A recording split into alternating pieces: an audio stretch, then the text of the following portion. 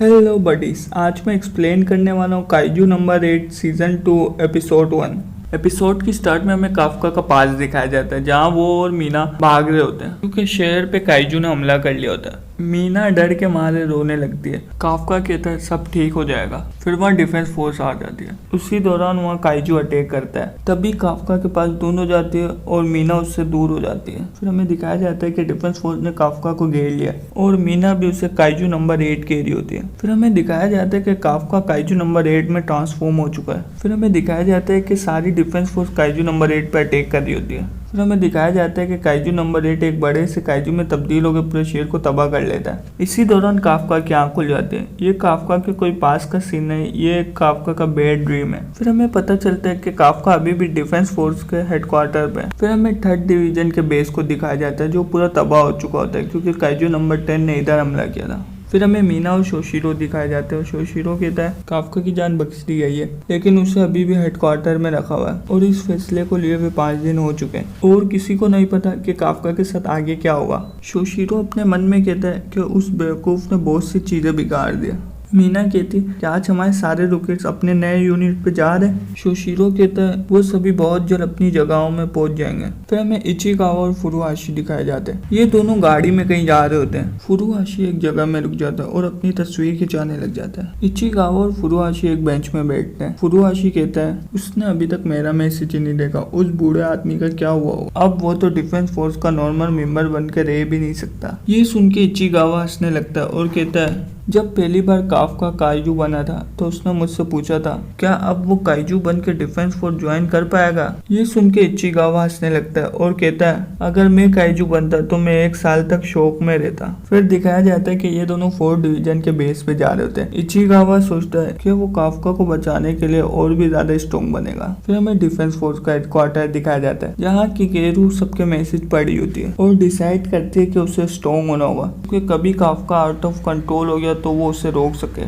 फिर हमें 1st division का वाइस कैप्टन दिखाया जाता है जिसका नाम है ईजी क्योंकि किकेरू को 1st डिवीजन में भेजा गया होता है। ईजी किकेरू को 1st डिवीजन के कैप्टन के पास लेके जा रहा होता है। किकेरू सोचने लगती है कि 1st डिवीजन सबसे पावरफुल डिवीजन है क्योंकि जब मैं अमेरिका में थी उस वक्त भी 1st डिवीजन बहुत ज्यादा मशहूर था। इसका मतलब कि यहाँ मैं अपनी स्किल की प्रैक्टिस कर सकती हूँ। फिर हमें दिखाया जाता है कि 1st डिवीजन का कैप्टन अपनी गेम में मसरूफ होता है और जिसका नाम है गेन। ये देख के किकेरू को कुछ समझ नहीं आ रहा होता। ईजी गेन को लात मारता है और उसका गेमिंग सेटअप टूट जाता है। ये देख के गेन गुस्सा करने लगता है। ईजी कहता है कि मैंने तुम्हें कहा था कि ये 2 बजे आ रही है तो तुमने अपना रूम साफ क्यों नहीं रखा। गेन कहता है कि ये मेरी मर्जी है कि मैं अपना रूम साफ रखूं या ना रखूं। ईजी एक और लात मारता है और कहता है तुम बहुत लेजी हो, तुम यहाँ की सफाई कर रहे हो नहीं कर रहे हो। गेन कहता है कि तुम्हें मसला है यहाँ की गंदगी से तो तुम खुद साफ क्यों नहीं कर रहे। ईजी गेन को एक हाथ से उठाता है और अपने साथियों से इस रूम की सफाई कराता है। ईजी गेन को किकेरू से मिलाता है। किकेरू को गेन को देखने के बाद बिल्कुल रिस्पेक्ट देने का दिल नहीं चाहता पर उसको याद आता है कि ये 1st डिवीजन का कैप्टन है। किकेरू सलूट मार के उसको अपना इंट्रोडक्शन देती है। गेन कहता है कि मुझे इन फॉर्मेलिटीज की जरूरत नहीं है, मुझे सिर्फ कैप्टन के तौर पर एक ही चीज चाहिए। ये सुन के किकेरू हैरान हो जाती है।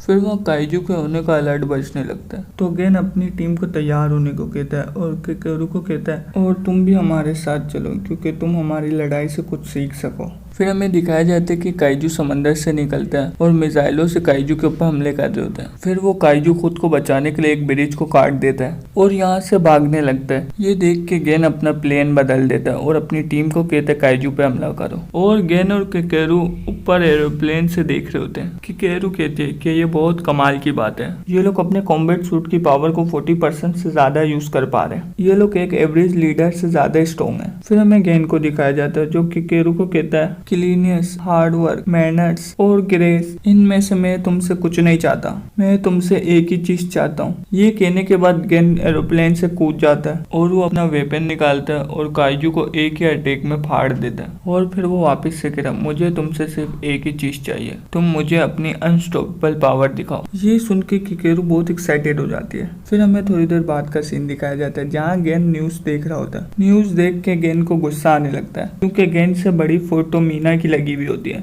गेन को ऐसा चिढ़ता हुआ देख के केरू कहती है, मुझे यकीन नहीं हो रहा कि जापान का सबसे स्ट्रॉन्गेस्ट पर्सन अपना ऑनलाइन नाम ढूंढ रहा है। फिर हमें दिखाया जाता है कि गेन का फोन बज रहा होता है और गेन उठाता नहीं है, तो केरू कहती है कि आपका फोन बज रहा है। गेन कहता है कि मैं बूढ़ा ईसाऊ और ईजी के साथ मीटिंग नहीं करना चाहता। फिर उसके पीछे ईजी आता है और एक और बार उसको लात मारता है और उसकी गर्दन से पकड़ के उसको लेके जा रहा होता है और कहता है आज की मीटिंग काइजू नंबर 8 के रिलेटेड है। फिर हमें काफका को दिखाया जाता है जो पुशअप मार रहा होता है और सोच रहा होता है कि मैं कैसे ईसाऊ को अपनी वर्दीनेस प्रूव करूं। तभी उधर काफका को लेने एक टीम आती है। फिर हमें दिखाया जाता है कि ये सब ईसाऊ के ऑफिस में होते हैं। काफका सोच होता है कि यहाँ फर्स्ट डिवीजन का कैप्टन क्या कर रहा है। ईसाऊ कहता है कि काफका मैं तुम्हें अब फर्स्ट डिवीजन में भेज रहा हूँ क्योंकि सबसे स्ट्रॉन्ग काइजू और सबसे स्ट्रॉन्ग एंटी काइजू फोर्स एक साथ होगी ताकि हम सबसे स्ट्रॉन्ग डिवीजन बना सकें। और काफका तुम अगले मिशन में अपनी वर्दीनेस प्रूफ करना, तभी तुम्हें हम सब एक्सेप्ट कर पाएंगे। अगर ऐसा नहीं कर पाए तो डिफेंस फोर्स को तुम्हारी जरूरत नहीं है। काफका कुछ कह पाए उससे पहले गेन कहता है कि स्ट्रॉन्गेस्ट डिवीजन में मैं ही काफी हूँ। ये कह के गेन जाने लगता है। ईसाऊ कहता है रुक जाओ, काइजू नंबर 9 इंसान में तब्दील हो सकता है और काइजू नंबर 10 ने जानबूझ के डिफेंस फोर्स में अटैक किया था। आने वाले वक्त पे काइजू और ताकतवर हो जाएंगे। अगर हम यही सोचते रहे कि हम खुद ही हैंडल कर देंगे तो काइजू इन्वॉल्व होकर हमें ही खत्म कर देंगे, तभी हमें भी बदलना होगा। गेन कहता है कि आपको अभी भी मुझ पे भरोसा नहीं है, आप इस काइजू नंबर 8 को मार के मेरे लिए वेपन बनाए। ये सुन के काफका कहता है